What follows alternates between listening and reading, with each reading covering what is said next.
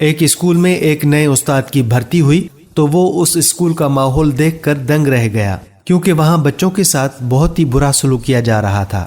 تربیت کے نام پر ان پر تشدد کیا جاتا تھا۔ پرنسپل نے تمام اساتذہ کو حکم دے رکھا تھا کہ وہ چھڑی کی مدد سے ان بچوں کو سیدھا کریں۔ اس نئے آنے والے استاد نے ٹھان لی کہ وہ ان معصوم بچوں کو مار نہیں بلکہ پیار سے پڑھائے گا، اور اس نے اپنی کلاس کو بڑے پیار اور شفقت سے پڑھانا شروع کر دیا۔ جب یہ بات پرنسپل تک پہنچی تو وہ اس استاد پر بھڑک اٹھا کہ تمہارا بچوں کو پڑھانے کا یہ طریقہ بالکل غلط ہے، یہ لاتوں کے بھوت باتوں سے نہیں مانتے۔ استاد نے پرنسپل صاحب کو دو ٹوک جواب دیا کہ میرے پڑھانے کا طریقہ بالکل ٹھیک ہے، اگر آپ کو یقین نہیں آتا تو آپ ان کا ٹیسٹ لے لیں۔ یہ سن کر تو پرنسپل اب غصے سے آگ بگولا ہو گیا اور کہا کہ تمہارا جو سب سے قابل اور ذہین بچہ ہے اسے بلاؤ، میں اس کا ٹیسٹ لیتا ہوں۔ استاد نے ایک بچے کی طرف اشارہ کیا اور وہ بچہ اپنا بیگ اٹھائے اپنے استاد کے ساتھ پرنسپل کے آفس پہنچ گیا۔ وہاں باقی اساتذہ بھی موجود تھے۔ پرنسپل نے اس استاد سے کہا کہ اگر اس بچے نے جواب غلط دیا تو آپ کو اس اسکول سے نکال دیا جائے گا۔ جب استاد نے پرنسپل کی یہ شرط مان لی تو پرنسپل سوال پوچھنے کے لیے بچے کی طرف متوجہ ہوا۔ پرنسپل کے سامنے میز پر کچھ پھل رکھے ہوئے تھے۔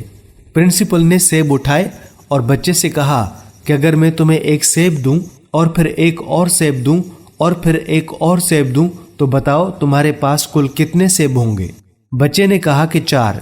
سب استاد ہنسنے لگے اور پرنسپل نے تکبرانہ انداز میں استاد کی طرف دیکھا اور کہا یہی ہے آپ کا قابل بچہ جسے بنیادی گنتی تک نہیں آتی۔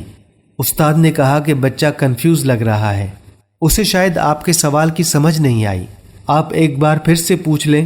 پرنسپل نے پھر سے اپنا سوال دہرایا کہ بیٹا اگر میں تمہیں ایک سیب دوں اور پھر ایک اور سیب دوں اور پھر ایک اور سیب دوں تو تمہارے پاس کل کتنے سیب ہوئے؟ بچے نے پھر سے وہی جواب دیا کہ 4 سیب۔ پرنسپل نے بچے کو 2 تھپڑ لگائے اور کہا کہ تمہیں اتنے آسان سوال کا جواب بھی نہیں آتا۔ اس استاد نے اس بچے سے ایسی توقع نہیں کی تھی۔ اسے محسوس ہوا کہ کچھ تو گڑبڑ ہے اور وہ خود آگے بڑھا اور ٹوکری میں موجود امرود اٹھائے اور بچے سے کہا کہ اگر میں تمہیں ایک امرود دوں اور پھر ایک اور امرود دوں اور پھر ایک اور امرود دوں تو بتاؤ تمہارے پاس کتنے امرود ہوئے؟ اب بچے نے کہا کہ 3۔ بچے کا جواب سن کر سب چونک گئے تو پرنسپل نے بچے سے پوچھا کہ جب یہی سوال تم سے سیبوں کے بارے میں پوچھا گیا تو تم نے 4 کیوں کہا، حالانکہ دونوں کی تعداد برابر ہے؟ تو بچے نے بڑی معصومیت سے جواب دیا کہ استاد جی ایک سیب پہلے سے میرے بیگ میں موجود ہے۔ اب پرنسپل کا سر شرمندگی سے جھک چکا تھا۔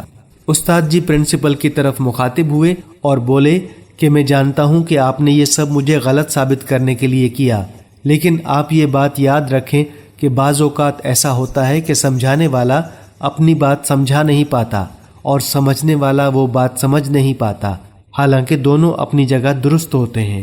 میرے پیارے دوستو، ہماری زندگی میں بھی اکثر اوقات ایسے واقعات ہوتے ہیں جن میں دونوں فریقین اپنی جگہ ٹھیک ہوتے ہیں اور دونوں کا موقف درست ہوتا ہے، لیکن دونوں ایک دوسرے کو اپنی بات سمجھا نہیں پا رہے ہوتے، اور اس وجہ سے ہمیں اپنی ذاتی، سماجی اور ازدواجی زندگی میں بہت نقصان اٹھانا پڑتا ہے۔ ہمیں چاہیے کہ ہم سامنے والے کی بات کا مکمل جائزہ لیں اور اسے سمجھنے کی کوشش کریں تاکہ جلد بازی میں اپنا فیصلہ غلط نہ سنا دیں۔ آپ جانتے ہیں کہ مس انڈرسٹینڈنگ نے بہت سے رشتوں کو برباد کر دیا ہے، اس لیے ہمیں چاہیے کہ ہم صبر اور تحمل کا مظاہرہ کریں اور سامنے والے کی بات کو مکمل سنیں۔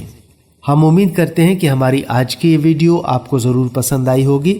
اسے اپنے دوستوں کے ساتھ زیادہ سے زیادہ شیئر کریں، اور اگر ابھی تک آپ نے ہمارے فیس بک پیج کو فالو نہیں کیا ہے تو فالو کر لیں اور یوٹیوب چینل کو سبسکرائب کر لیں تاکہ اس طرح کی مزید اصلاحی اور دلچسپ ویڈیوز آپ تک پہنچتی رہیں۔